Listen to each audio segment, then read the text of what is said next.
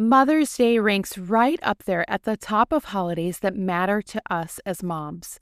This is supposed to be a special day to honor the mothers in our lives and to feel honored by our own children.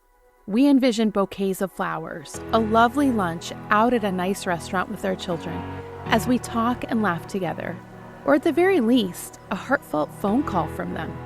But when your reality doesn't match up with those hopes and expectations, it's hard.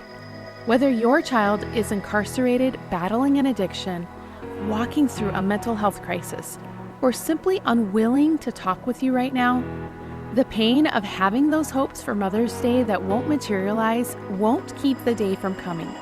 It will still show up.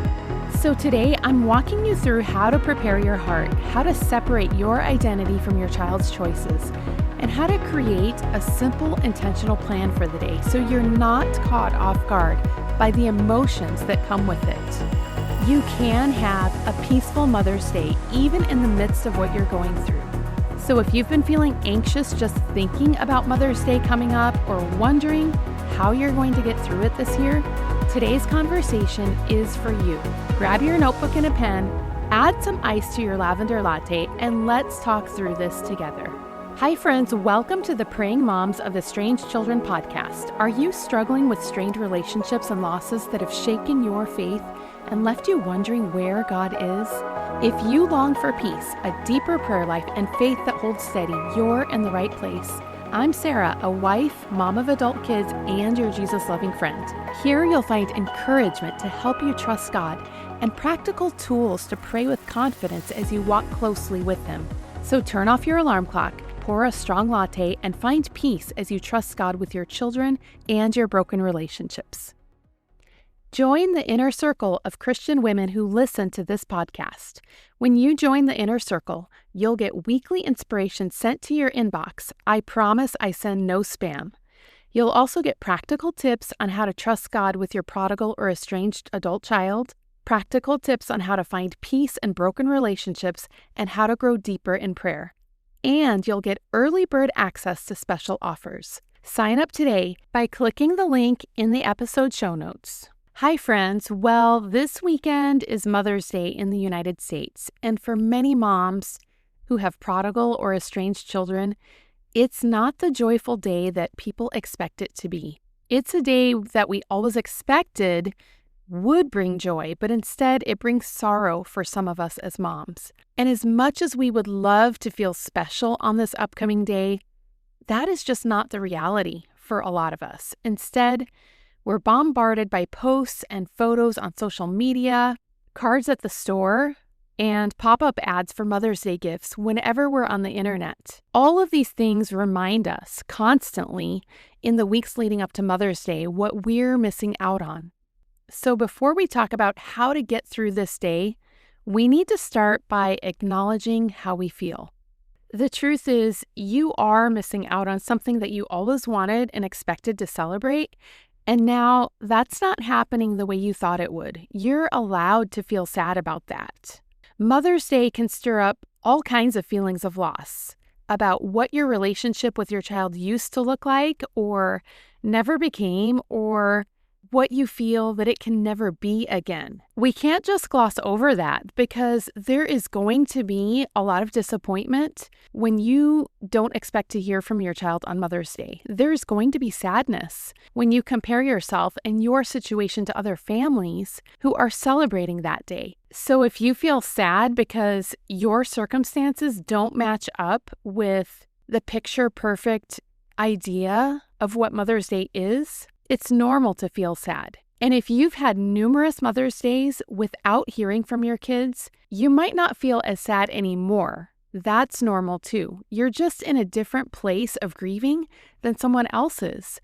And there is no set timeline for grief. So let your feelings be whatever they are.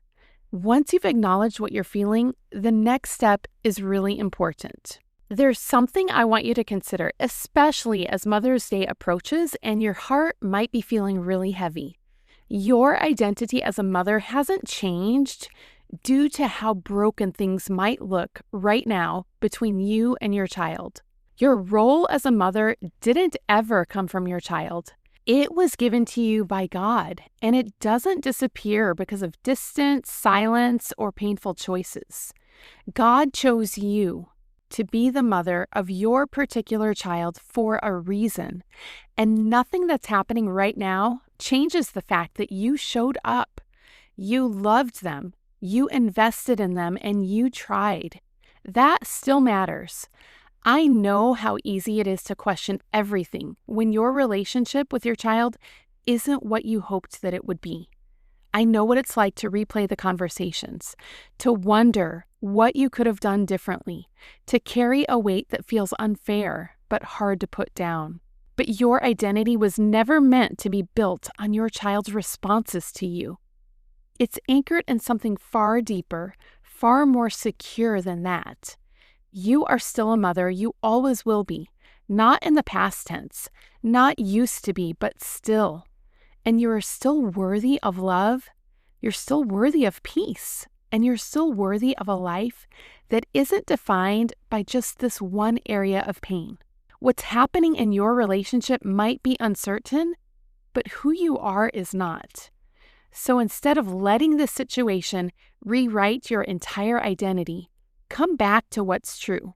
God chose you to be a mother. He sees you as a mother, but more than that, He sees you as His child. And He hasn't changed His mind about you, and neither should you. The absence of your children on Mother's Day, or the lack of communication with them, or the choices that they have made that have separated them from you for right now, is not a reflection of you. So notice when you're tying your worth to your child's behavior, because it happens really quickly, and often I find it happens without us even realizing it. So when your thoughts start to spiral, gently interrupt them. Instead of going down that path, pause for just a moment and ask yourself, is this actually true? Or is this just something that I feel right now? Then remind yourself of what is true. Your child's choices belong to them, not to you. You are not responsible for the decisions that they've made as an adult. And God still sees the love, the effort, and the prayers you've poured into your child. When we worry too much, or we compare our current circumstances to what other people have or think of us, or what they might think of our children, we end up carrying a weight that God never asked us to carry. So when that comparison creeps in, because it probably will, especially on a day like Mother's Day, pull back from it intentionally. Limit what you're taking in and give yourself permission to step away from social media on this holiday as well as other holidays. Instead of measuring your life and your situation against somebody else's highlight reel, bring your focus back to your own relationship with God and what you know to be true. Now that you've grounded yourself in the truth about who you are, let's talk about something really practical. So often in parenting, it feels like either we don't have choices or that neither of the choices that we're choosing between are any good. It sometimes feels like we're choosing between two less than ideal options, and that is a hard feeling to grapple with.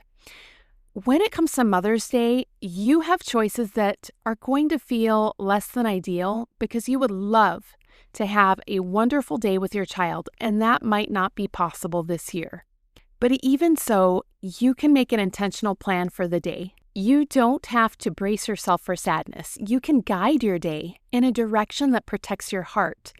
And that doesn't mean that all the pain disappears. It just means that you're not leaving yourself unguarded in one of the hardest emotional spaces in your calendar year. So when you decide ahead of time how you're going to walk through the day, you take back some of the power over your life. So give some thought to what your strategy will be to get through Mother's Day. Some moms choose to treat Mother's Day as just another day. That's certainly an option, and it's made a lot easier by avoiding social media and staying home that day. Another idea is to plan to do something that will keep you busy. This could mean spending the day in your backyard planning where to grow flowers, planting your garden, or doing a home improvement project that you've been wanting to do for a long time. Some moms choose to spend the day with other family members. If you have other children or a spouse or your own mother is still living, you can make plans with them. That helps to keep your focus off of the pain that you might feel as a result of not getting to spend the day with your prodigal child. Now, another idea that I personally really like is to go all out planning something that you know that you'll enjoy. I know one mom who treats herself to a nice spa day, and her husband buys her flowers, and then they go out for dinner. By doing that, she's busy all day, enjoying things that she loves to do, and she's spending a little time with her husband. She's going out for dinner so she doesn't have to cook. I mean, how amazing would that be? To tell you the truth, that kind of makes me feel like booking some spa day appointments for myself. Another mom I know plans a weekend getaway to celebrate all by herself. So if you live near somewhere and you have the resources to do that, that would be really fun. Now, if you don't really feel like going to that much effort, you could just do something simpler. You could plan to pick up a takeout meal from your favorite restaurant and watch movies on Netflix all day if you want to. Or you could do something that nurtures your soul, like spending more time with God in scripture and quiet time and prayer. During my hardest years of parenting, when I wasn't in touch with one or both of my sons, and I knew that I wouldn't get to see them and that I might not hear from either of them, I knew I needed a plan to get through the day. So I got through Mother's Day by making the day special for my mom, for my stepmother, for my grandmas, and I also made the choice to avoid social media for most or all of the day. I tried to plan things that were fun or memorable for me that I would enjoy. It was a way to give myself love and to focus on other moms with love. Now, last year, I did something super fun that I'll probably will never do again just because of the logistics behind it. But it was a really great thing to do. I took my stepmom out for lunch to a beautiful restaurant on an island on one of the Great Lakes here in the United States. It was super special because we don't usually get to spend Mother's Day together since we live in completely different states. And it was also special because the restaurant was super unique. So whatever you choose to do, just make the day special. Celebrate the fact that you are an amazing person, you're an amazing mother, no matter what your child is doing or thinking. This day is about you. So if you can, spend time around other people who will love you and appreciate you. Or if you don't have a lot of those people around, do whatever it is you enjoy that will give you peace. This is not your child's day. It is your day. Celebrate that you are a mother. And nothing that your child says or does or is going through changes that. This day might not look the way you wish it did, but it doesn't take away who you are. You are still deeply loved by God, and you are not walking through this alone. I want to remind you of something Jesus said in John 14:27, that he gives us peace, but not the kind the world gives, which means your peace today doesn't have to come from how or whether your child reaches out to you on Mother's Day. Your peace can come from God because he is present with you, even on days like Mother's Day. He sees the love that you've carried, he knows the prayers that you've prayed, and he sees everything that no one else knows about. Nothing about your situation has disqualified you from being the mother he called you to be, even if you can't really live that out as fully as you would like to right now. So as Mother's Day approaches, walk into it intentionally. Acknowledge what you're feeling without judging your feelings, and make a plan to protect and care for your heart in a way that brings you peace. It might not be the day that you hoped for, but it doesn't have to be a day that breaks you. Take it one step at a time by planning ahead and be gentle with yourself. Remember, you are still a mother and your life still holds meaning, purpose, and beauty, even now. So spend the day celebrating you. If you realized today as you were listening to the episode that you don't have joy and you don't have peace and you don't have a hope for the future without your child being actively involved in your life, I want to invite you to book a peaceful parenting call with me. Let's walk through your situation together, and I will help you build a plan so that you can have more peace moving forward. You don't have to live in a constant state of worry or fear or hurt forever. You can move forward, and I want to help you with that. Click on the link in the episode show notes to book a call with me. Hey, I hope today's episode inspired you. If so, would you click the follow button for the show and share it with someone who wants to learn more about trusting God? Also, please take 30 seconds to leave me a quick review of the show on Apple Podcasts. It means so much to me to know this podcast is encouraging you. Set your alarm to wake up to Jesus and your mocha, and meet me here every Tuesday for a new episode. See you soon.